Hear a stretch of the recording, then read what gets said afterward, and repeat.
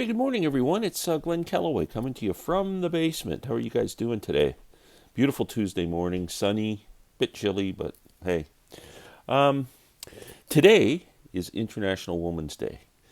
So I wanted to pay tribute to some great women artists. Now, I'm particularly paying attention to women who are proficient on instruments, not necessarily singers and songwriters.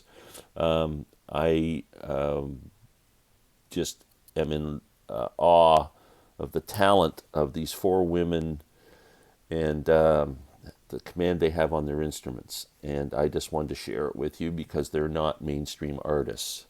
So I hope you will stick around and watch this and maybe check out these artists because they're all amazing. And yeah, please support International Women's Day today any way you can. Uh, Maybe make a video. First artist up, great bass player, Tall Wilkenfeld. If you guys have seen this woman before, there's a good chance you've seen her with Jeff Beck. That's where she came into prominence as a pretty young woman. She was fairly young at the time, but amazing bass. She played in Jeff Beck's band for a while. She's played with a ton of people. Amazing bass player. This is her solo album called Transformation, which is basically I would consider a jazz rock fusion album, all instrumental. Incredible record. If you like instrumental music, you might want to check this one out. Tall Wilkenfeld. Now, I have never heard of any of the other artists on this album, but there's the inside of the disc. Now, a couple of years ago, there's a picture of her on the back, too. Tall's from Australia, by the way. A couple of years ago, Tall kind of fashions herself as a singer-songwriter, so she did put a singer-songwriter album. So I guess I kind of am moving away from my original theme, but still sticking with the same artist. So she put out an album called Love Remains, where she does the vocals, singing, and plays wonderful bass. This is a really nice album. Actually autographed. I got that from her site. Tall Wilkenfeld, Love Remains. Check it out.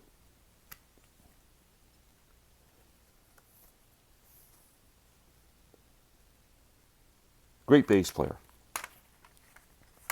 Next on the list, from California. So I've gone from Australia to the left coast of the United States. The amazing Sara Watkins, one of my favorite artists.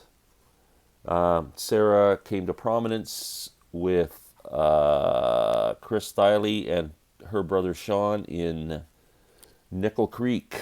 You might have heard of that band. Since then, Sara has done probably 2 or 3 of her own solo albums. She's done albums with her brother. She currently is in a thing called the Watkins Family Hour, where they tour around. She's always seems to be busy. She's played with Jackson Browne and a ton of other people. Steve Earle, amazing musician. She plays a fiddle, violin, whatever, but beautiful, beautiful player. And she has a wonderful voice too. And this is one of her solo albums here. The album I highly recommend is an album that came out again a couple of years ago. It's the Watkins Family Hour. It's called Brother Sister. This was an album she did with her brother Sean. Fantastic record, really good. Very cool colored vinyl too. But yeah, excellent, excellent artist. Very well respected. Next, let's go to India. Well, actually, Anoushka lives in London, England, but originally her roots are Indian. Anoushka Shankar, Ravi's daughter. I saw Ravi Shankar in probably the mid to late 90s at Roy Thompson Hall in Toronto. And Anoushka, his daughter, opened the show with her own set and then played a couple songs with her dad as well. and she really impressed me. She was so good. She's such a great musician. And I've been a fan of hers ever since. I bought her first album at the show, which is this one, Anoushka. And fell in love with it. It's just a beautiful, beautiful album. She's a great player. Then have just followed her career ever since for the last 25 years, probably. There's her second album called Anurag.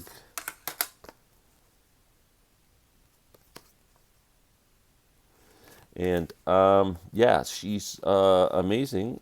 She also, if you've seen the concert for George, she did the opening.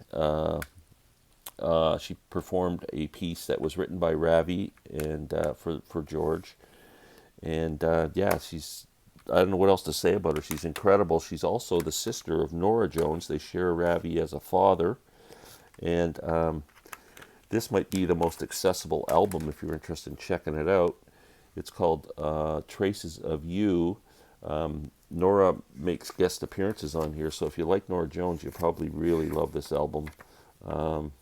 Yeah, it's probably my favorite of hers because it's really, as much as I love traditional Indian music, it's she's tried to bring the sitar into, I'm going to say popular music, but more mainstream music for people to appreciate. But Anishka Shankar, amazing. This is a live album, Ravi Shankar live album from Carnegie Hall in 2000 called Full Circle. Anoushka is plays on this album with Ravi as well. So wonderful, wonderful artist. I love Anoushka Shankar. Last but not least, a woman. She's a jazz pianist from Japan. Well, we're jumping to Japan.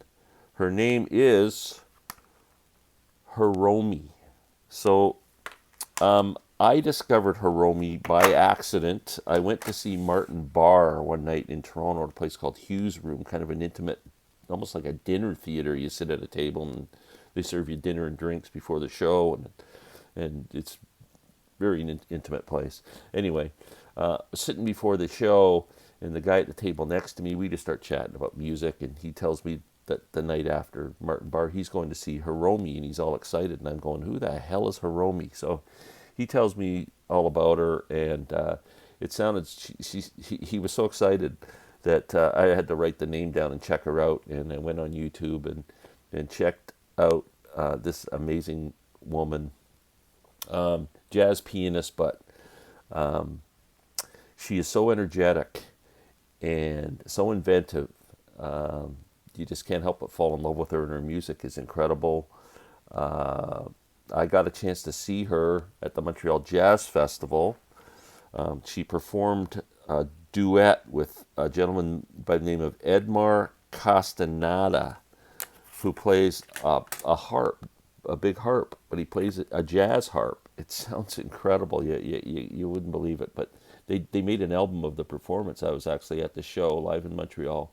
Hiromi and Edmar Castaneda.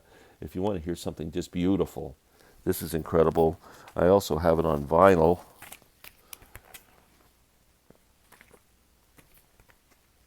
There's her in action there. You can kind of see, you get the idea of what she's like live. She's just a ball of fire, amazing. And there's Edmar playing his harp. I mean, this is just an incredible record. It really is.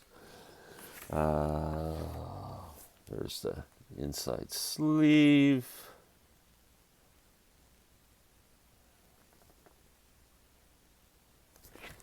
And what's the vinyl look like on this? Let's see. I can't remember if it's just black vinyl, but we'll show it anyway.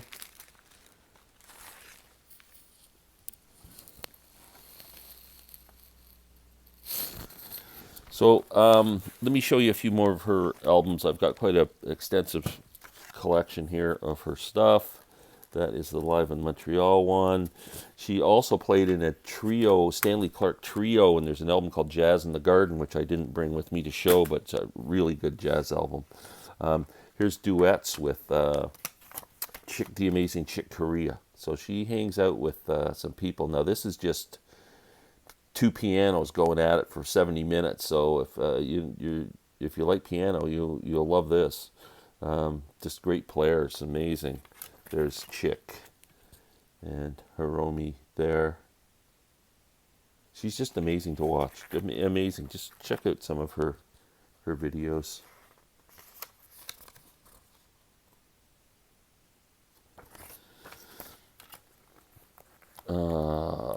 What else have I got here? Here's this is the trio that she typically plays with. This one's called Voice. This album, the trio project is Anthony Jackson and Simon Phillips, who are two pretty well-respected jazz players.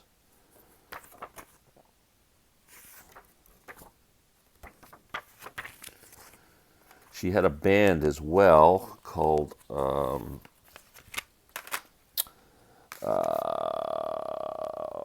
where is it here? Hiromi's Sonic Boom. That's what it was called. This was a little more rocky, kind of still more jazz fusion. Hiromi's Sonic Boom.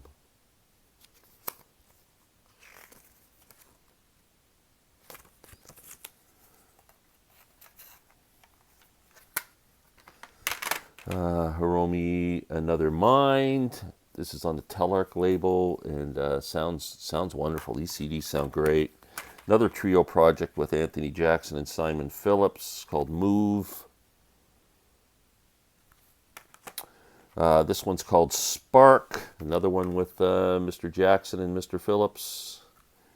And I think this was the first CD I ever bought of hers. This is, again, the trio project Alive, which is probably my favorite one.